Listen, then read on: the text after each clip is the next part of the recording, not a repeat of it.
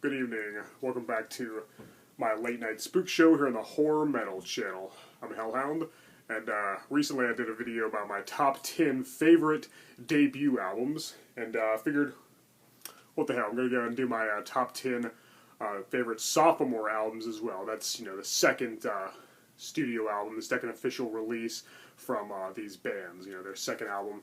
And it was a little harder to narrow down this one because a lot of these bands, their second album was their best album, was their finest hour, so it was a little trickier than the debut albums. And I actually came up with 20, so, but numbers 11 through 20 I'm just going to consider honorable mentions, and then, because I'm not going to go into a lot of detail for those, but then, numbers 1 through 10 I'm going to go into a little bit more in depth. So so technically it's a top 20 favorite sophomore albums, but really you can more consider it a top 10 with 10 honorable mentions. So let's go and get the honorable mentions out of the way real quick first. So we have Spreading the Disease by Anthrax, which is their second album, and probably my favorite album by them. This is definitely my favorite vocal performance by Joey Belladonna, and I really wanted this to make the list because I freaking love this album. It's, again, like I said, it's one of my favorite Anthrax recordings, and this would be number 11 on the list, by the way. Yeah, just great. Scotty and Company really did a great job on this, and it was the first album with Joey Belladonna on vocals, and I think also the first to feature bassist Frank Bello as well. So, yeah, great album. Really love that song, The Enemy. That's my favorite song on the album. And, yeah, Spreading the Disease by Anthrax. Okay, so for the other honorable mentions, we also have The New Order by Testament. My favorite song is probably The Preacher. And we also have Cause of Death by Obituary. And, yeah, love these guys. This is the death metal masterpiece. Storm of the Lights Bane by Dissection, one of my favorite black metal albums of all time. Yeah, just great. Pleasure to Kill by Creator. Mental Funeral by Autopsy. Symphonies of Sickness by Carcass. Hell yeah. Another one of my favorite death metal albums. None So Vile by Cryptopsy. Yet another one of my favorite death metal albums. Yeah, great album. Legion by Deicide. Their second album and probably their best. Quite possibly. I like their debut a lot too. And Clandestine by Entombed. Hell yeah. Yeah, a lot of great albums there. Check them all out if you haven't already. And well, that's it for the honorable mentions. Now let's get to the main list. The top 10 best sophomore albums, at least in my opinion. So, alright, so number 10, Leprosy by Death. I've already talked about this album quite a bit. I've given it its own individual review, so, it's got its own video, and I've talked about it in some other top 10 lists as well. But yeah, Chuck Schuldiner is amazing guitarist, amazing death metal vocalist. It also has Rick Ross on guitar, hell yeah, Bill Andrews on drums, and Terry Butler on bass. Phenomenal lineup, some great songs. We got the title track, which is great, Born Dead, Forgotten Past, which is probably my favorite song on the album, Left to Die, Pull the Plug, Open Casket. They're all great. Magnificent album. Number 9, Hell Awaits by Slayer. I've talked about this quite a bit before, too. Me, Sean Urshan, and HorrorFan88 discussed this album and all their albums in the recent episode of the Morbid Hour live stream. Yeah, I think this might possibly be their most evil, most blasphemous, most violent, aggressive-sounding album ever. Maybe not technically their heaviest, but it's up there. Yeah, we got the title track, Kill Again, At Dawn They Sleep, Praise of Death, Necrophiliac, Crypts of Eternity, and Hardening of the Arteries. My only complaint about this album is it's too short. It's only 7 tracks. Every time I listen to it, I always want more, because it's just freaking amazing. Oh yeah. Hell Awaits by Slayer. Give it a listen. Number 8, right? Peace Sells, But Who's Peace Sells, But Who's Buying by Megadeth. This is their second album and definitely one of their best. Probably my second favorite next to Rust in Peace. Yeah, we got Wake Up Dead, The Conjuring, the title track, Devil's Island, Good Morning, Black Friday, Bad Omen, Night Superstitious, and My Last Words. And this remastered version has some bonus tracks, so if you can own this on CD, this is definitely the version to get. Yeah, Peace Sells by Megadeth. Great album. Number, what are we on, 7 now? Yep. Rising by Rainbow. Not only is this my favorite album by Ritchie Blackmore's Rainbow, but it might possibly be my favorite album, my favorite release featuring vocalist Ronnie James Dio, my second favorite singer in the world, next to Rob Halford from Judas Priest. Yeah, Dio and Blackmore were a great duo. They were a great pair. Everything they did together was awesome. Wish they could have did more together, but unfortunately it didn't happen. But then again, Dio did leave to join Black Sabbath, which was awesome as well, of course. And yeah, it was a great, great album. It's also pretty short. It's only 6 tracks. You know, I wanted more because it's so great. We got Terra Woman, Starstruck, Stargazer, my favorite song on the album, and probably my favorite Dio vocal performance ever. Run to the Wolf, Do You Close Your Eyes, which is kind of a rare loves type song, which is rare for Dio. And Light in the Black. Yeah, great album. A lot of the tracks are really, really long. A couple of them are 8 minutes and longer. So yeah, great album. Rising by Rainbow. Love it. I think I reviewed this on my channel before as well, so check out that video for more info. But yeah, there they are. Yeah, Dio and Ritchie Blackmore and Cozy Powell on drums and Jimmy Bain on bass. Excellent lineup. Excellent album. Next we have Ride the Lightning by Metallica. I've talked about this ad nauseum. I've talked about this album a lot on my channel, other top 10 lists, several videos. I've mentioned this one, but basically, yeah, it's great. We got James Hetfield, Kirk Hammett, Cliff Burton, and Lars Ulrich. All did a great job on this album. We got tracks like Fight Fire with Fire, the title track, which is my favorite song on the album. Of course, For Whom the Bell Tolls, it's a classic. Fade to Black, Trapped Under Ice, Creeping Death, Call of Cthulhu, which, yeah, Cliff Burton's bass playing on this is phenomenal. And James Hetfield's vocals, I think, were at their best, too. They're very aggressive and very violent in this album. And has some of my favorite Kirk Hammett guitar solos as well. Yeah, Ride the Lightning is great. But as I said, I've already talked about this a lot, so let's go and move on. What are we down to? The top 5 now. Alright, so number 5 is Killers by Iron Maiden. This is one of the first album reviews I did on this channel. This is one of the first, music recordings that I reviewed on this channel. But I privated that video, and I plan to redo it pretty soon, because it sucked. My early videos sucked. Anyway, yeah, this is a great album. It's their second and final album featuring Paul Di'Anno on vocals. I wish he would have did a little bit more of the band, but Bruce Dickinson is a superior vocalist in my opinion, so I am glad they replaced him eventually. But this is a great album. I think it's perfect front to back. I never skip any of the songs on it. Some of the Dickinson albums can't boast that. Hell, I think the only Dickinson album that I listen to more than this one is probably Power Slave, and maybe Peace of Mind. And possibly Somewhere in Time. But yeah, anyway, it's a great album. It's Iron Maiden's second album and still one of their best. It was also the first to feature guitarist Adrian Smith, and the last to feature Paul Di'Anno, like I said. Yeah, Steve Harris and company did a great job. They went all out in this one. Yeah, we got Wrathchild, we got Murders in the Rue Morgue, Another Life, Genghis Khan, which is an awesome instrumental. Not quite as good as Transylvania from their debut album, but still pretty good.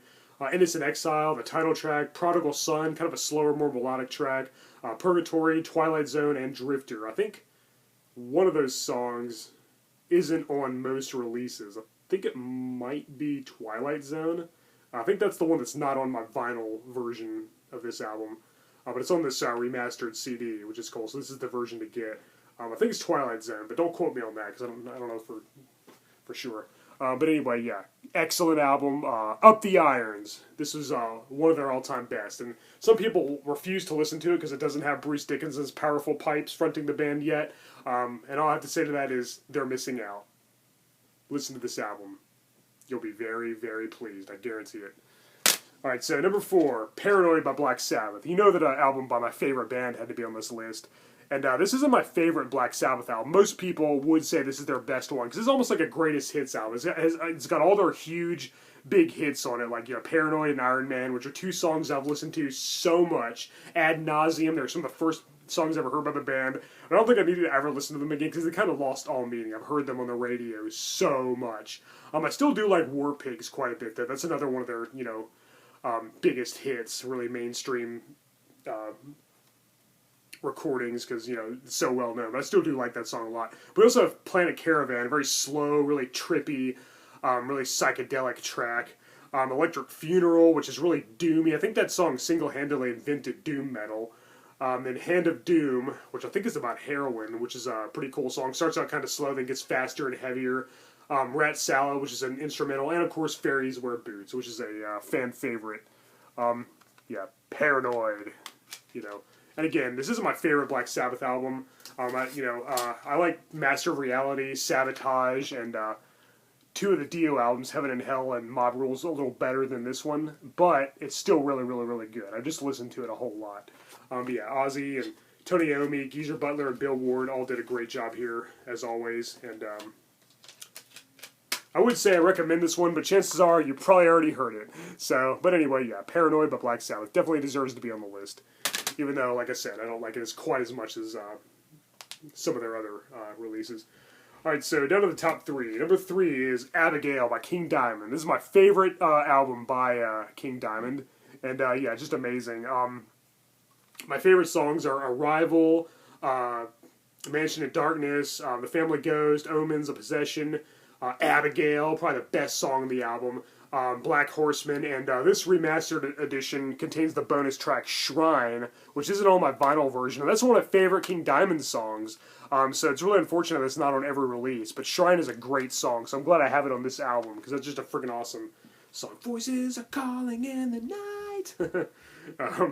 Yeah, and Arrival, has some of my favorite guitar work by Andy LaRocque and Michael Dinner. I'm pretty sure Michael Dinner played on this album before he was replaced by Mike Weed. Michael Dinner was also from Merciful Fate, of course. Him and King Diamond. I think Timmy Hansen, the bassist, left to form King Diamond after they all left Merciful Fate.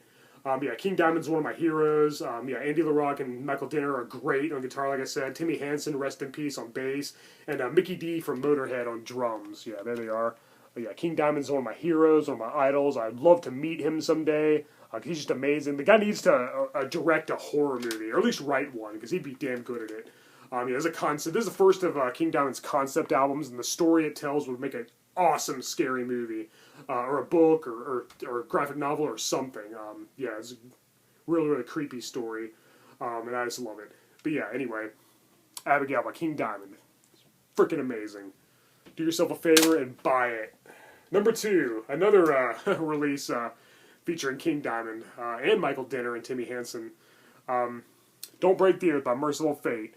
This is everybody's favorite Merciful Fate album, and I agree, except I think that Melissa, their debut album, which I mentioned in my top 10 debut albums video, is kind of a tie with this one. I can't decide between the two because they're both phenomenal. I think they're both just as good. They're both masterpieces. I give them both a solid 10 out of 10 because they are just amazing. They blow me away every time I hear them. Yeah, Don't Break the Oath. Freaking amazing. We got A Dangerous Meeting, Nightmare, Desecration of Souls, Night of the Unborn, The Oath, Gypsy, my favorite song on the album, quite possibly. Welcome, Princess of Hell, To One Far Away, Come to the Sabbath, and this release contains the bonus track Death Kiss, the demo version. So, yeah, Don't Break the Oath by Merciful Fate. Awesome, awesome album. Yeah, there he is, King Diamond, my hero. Yeah, the guitar playing by Hank Sherman and Michael Dinner was on point. I'm pretty sure Timmy Hansen was also the bass player on this release, if I'm not mistaken.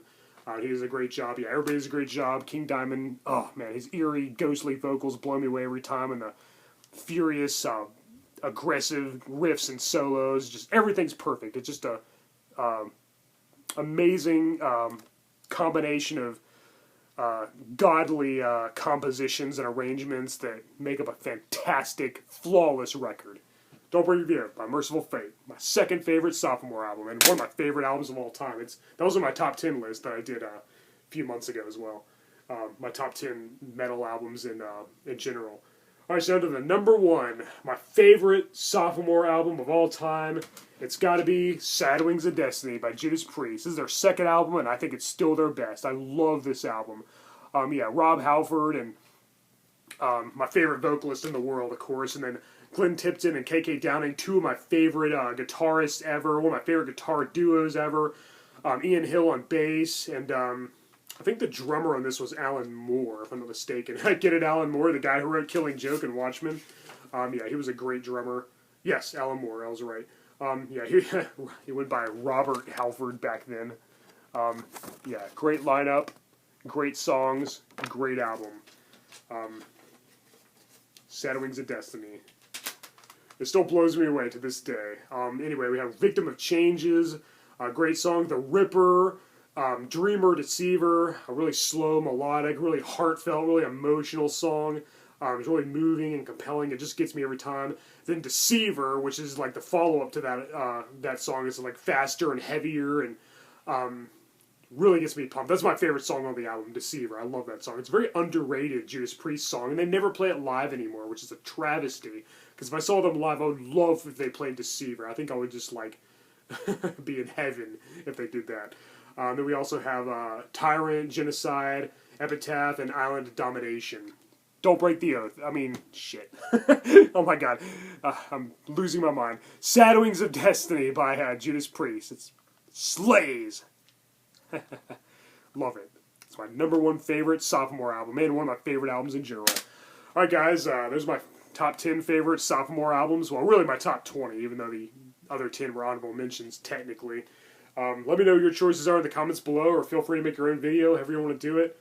Let's talk about some great music. Alright guys, I'm Hellhound. Thank you for watching my late night spook show here on the Horror Metal channel. And check out my Facebook page, by the way. I've had a Facebook page for quite a while, but I haven't done anything to promote it. I haven't told anybody about it. I haven't like really used it much. It was unpublished for years, but I just recently republished it, and so I'll be putting some information on there. Anytime I do a new live stream or collaboration or something, I'll put the info on there and be talking about some upcoming videos and stuff I plan to do. So feel free to connect with me on Facebook. I'll leave the link to in the description below. And no, there's not any personal information about me on there. So if you're, hoping to see that, then yeah, it's not on there. It's just all, about my YouTube channel basically and about entertainment. So nobody cares about who I really am in real life anyway. So I'll just leave that off. So, but anyway, all right, guys, thank you for watching. I'm Hellhound. Until next time. Later.